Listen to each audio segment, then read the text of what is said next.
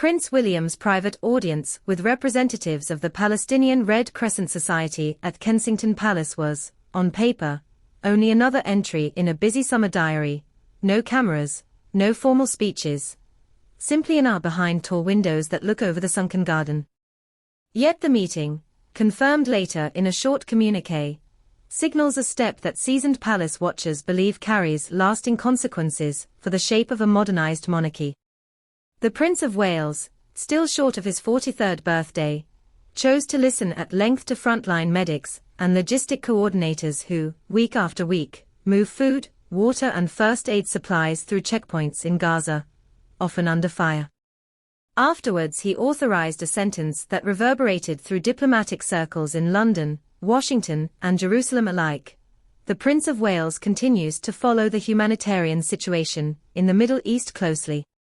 Those 18 words landed with particular force, because they built on an earlier intervention that had already nudged royal custom into new territory.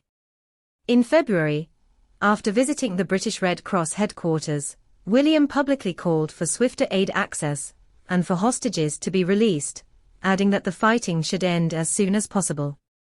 Courtiers admitted the phrase was drafted, redrafted and scrutinized by legal advisers, as well as the Foreign, Commonwealth and Development Office, aware that the heir to the throne seldom comments on an unfolding conflict. That the central message survived every edit illustrated how determined Wiliam was to attach his name to a humanitarian plea, even though it broke with the monarchy's long-standing reluctance to be seen taking sides. Inside the palace the decision is regarded as calculated rather than impulsive. Aides point out that Wiliam has spent much of the past decade building credibility in spaces where politics, disaster relief and defense intersect. His tours of refugee camps in Jordan, his convening of climate research summits, his years flying East Anglian air ambulance missions in the small hours between Fenland fields. He inhabits what one diplomat calls the humanitarian middle ground, a place acknowledged by Israeli and Palestinian representatives alike as politically neutral, but morally engaged. By inviting Palestinian Red Crescent staff to Kensington, he reinforced that stance, handing them the dignity and security of an audience inside a royal residence, and implicitly signaling that their testimony matters at the highest levels. The timing could hardly be more sensitive. Behind the scenes Downing Street and the palace are negotiating the choreography for what would be Donald Trump's second UK state visit, penciled for later in the year. While the Foreign Office knows such invitations help anchor transatlantic ties, the prospect of another lavish banquet for the former president has stirred unease in more than one royal household. Charles III still recalls comments Mr. Trump made in 2019 implying that Canada could someday become America's 51st state, remarks that jarred with the king's long-standing affection for a realm where he is head of state and whose anthem he once quoted affectionately, "The true North strong and free." To complicate matters further, the mooted Trump itinerary overlaps with plans to mark Queen Camilla's 80th birthday at Highgrove, a family gathering the king is said to regard as non-negotiable after the strain of his cancer diagnosis. Courtiers are therefore scrambling to juggle event timetables while managing the risk that the monarch might appear to condone rhetorical assaults on Canada's sovereignty. One solution under review is a compressed state program that would require the king only for a ceremonial welcome and private luncheon, leaving the more politically charged engagements to the Prime Minister. Against that backdrop, William's humanitarian focus offers the crown a contrasting international face: less pageantry, more advocacy; less transactional diplomacy, more visible empathy. Politically it is safer ground, aid to civilians, pleas for de-escalation, but it is also a realm where words can carry genuine weight. When a future sovereign speaks of the need for a ceasefire, even in neutral tones, chancelleries take notice. Inside Israel, the February statement triggered a brief flurry of media commentary, not least because it followed a public appeal from King Abdullah II of Jordan urging similar measures. Israeli officials chose not to criticize, instead praising William's 2018 visit to Tel Aviv and the Old City as evidence of goodwill, but privately they admit the prince has positioned himself as a moral barometer, whose pronouncements must now be factored into diplomatic equations. In Ramallah, Palestinian Authority spokesman welcomed his words as balanced and humanitarian, mindful that a condemnation from a future monarch could reshuffle Western public opinion. The palace is keen to emphasize continuity rather than rupture.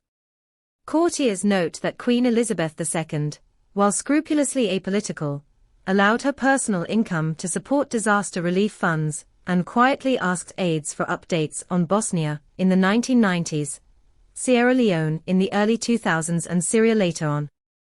In that sense, Wiliam's Gaza remarks represent evolution, not revolution, the same concern, now articulated aloud, because younger generations expect candor, not just courtly silence.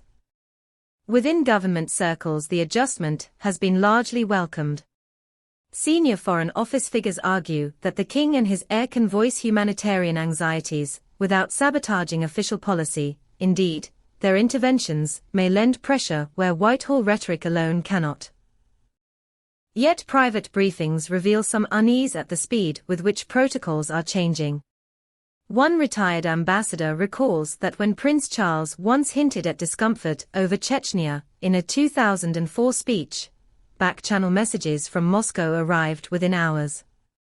The royal platform is a loud hailer, he observes. Even a whisper is amplified. Amplification is precisely what Wiliam appears willing to risk.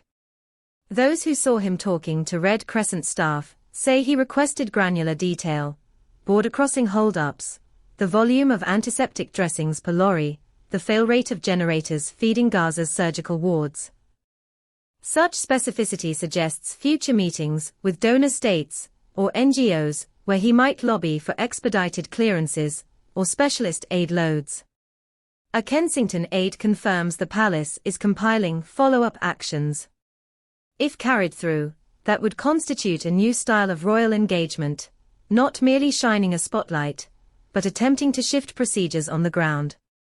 This prospective activism occurs as Charles's own public program is constrained by medical advice. Chemotherapy has so far permitted carefully spaced engagements, but overseas tours remain curtailed. It falls, therefore, to the Prince and Princess of Wales to sustain the monarchy's international visibility. Catherine's preventative treatment for cancer obliges her to retreat from long-haul duties, leaving Wiliam in effect the sole roving ambassador among the next generation. He is said to view the responsibility soberly.